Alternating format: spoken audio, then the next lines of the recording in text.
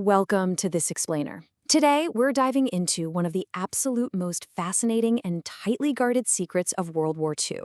We're talking about a top-secret unit that didn't use bullets, bombs, or artillery to fight the Axis powers. Instead, they used art, sound, and pure imagination. It was an operation built entirely on deception, and today we're going to break down exactly how they pulled off the ultimate battlefield illusion. Just think about this for a second. How exactly do you fight a massive, heavily armed military force without real weapons? Well, you do it by bringing in an incredibly unlikely group of people. The U.S. Army intentionally recruited artists, actors, architects, and sound engineers, literally pulling them right out of art schools and advertising agencies, to take on the terrifying Nazi war machine using nothing but unbridled creativity. All right, to really understand how they deceived the enemy, we first have to look at the numbers. The officially named 23rd Headquarters Special Troops, or as we affectionately call them today, the Ghost Army, was remarkably small. The entire unit was just 1,100 men. In the grand scale of World War II, a unit of that size is a mere drop in the bucket. But here's the kicker. That tiny unit of 1,100 men was handed this absolutely monumental task, convincingly simulating a massive moving force of up to 30,000 soldiers. 30,000. They had to completely fool Hitler's generals into thinking that entire armor divisions and infantry units were mobilizing right in front of them, all to mask the movements of the actual Allied forces somewhere else. So, how exactly did they do it? Let's get into Section 1, Visual Deception, handled by the 603rd Camouflage Engineers. These engineers were actually mostly young art school students, recruited right out of New York and Philadelphia.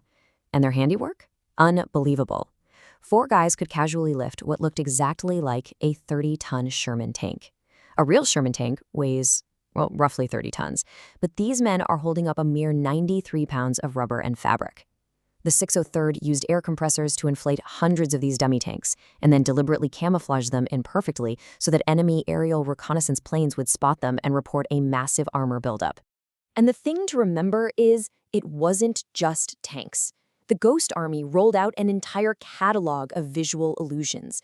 We're talking inflatable jeeps, fake airplanes, dummy artillery cannons. They could whip up entirely fake troop camps and motor pools in just a few hours. Actually, my absolute favorite detail? They would even hang up fake laundry on clotheslines to really sell the illusion that thousands of men were camped there. The whole shebang was just elaborate play acting.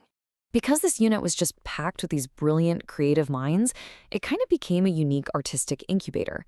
Future fashion icon Bill Blass actually noted that for him, the time spent in the Army represented, quote, absolute freedom.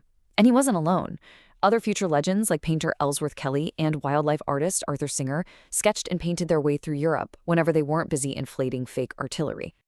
Moving on to Section 2, Sonic Deception, handled by the 3132 Signal Service Company.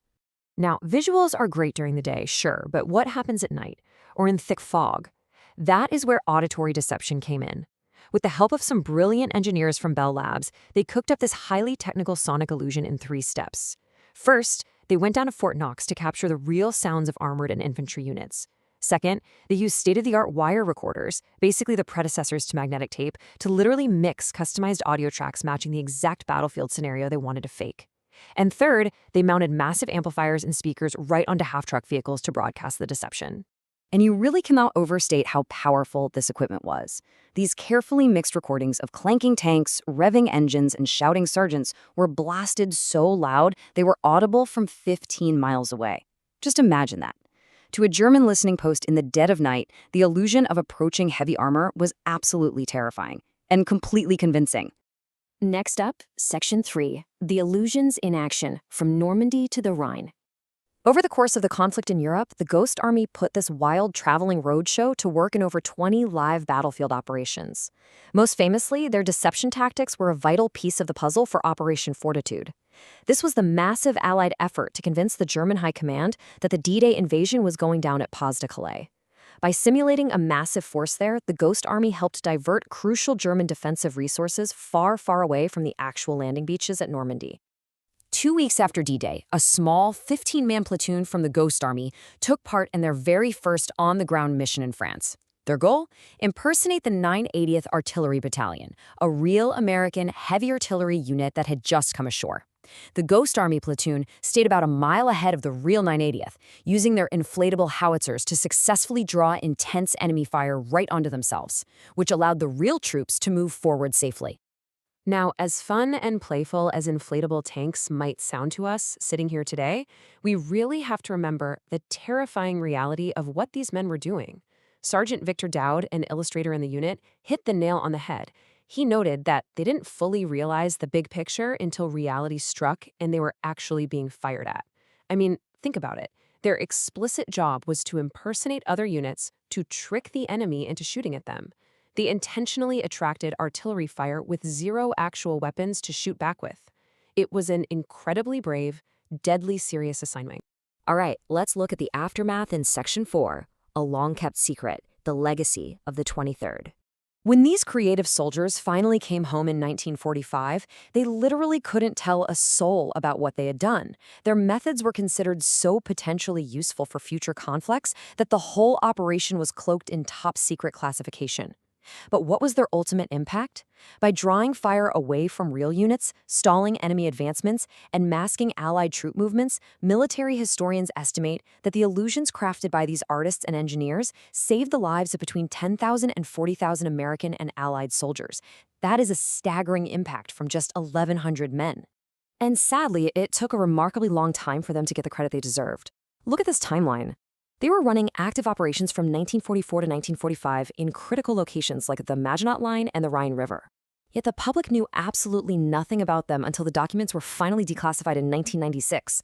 We're talking more than 50 years later. And it wasn't until 2024 that they received formal national recognition. Which brings us to this incredibly special moment from March 21st, 2024. At the U.S. Capitol, the Ghost Army was finally awarded the Congressional Gold Medal. That's the absolute highest civilian honor Congress can bestow. 3 of the known 7 surviving members, including 100-year-old veterans Bernard Bluestein and Seymour Nussenbaum, actually made the journey to Washington to personally accept the medal, which was beautifully designed to feature their inflatable tanks, sonic equipment, and that unofficial unit patch. The legacy of the Ghost Army absolutely lives on today in modern psychological and information operations. But it leaves us with something pretty profound to think about as we wrap up this explainer.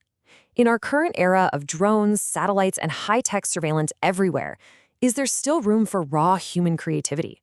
Could the simple tools of art, sound, and theatrical illusion ever turn the tide of a major conflict again?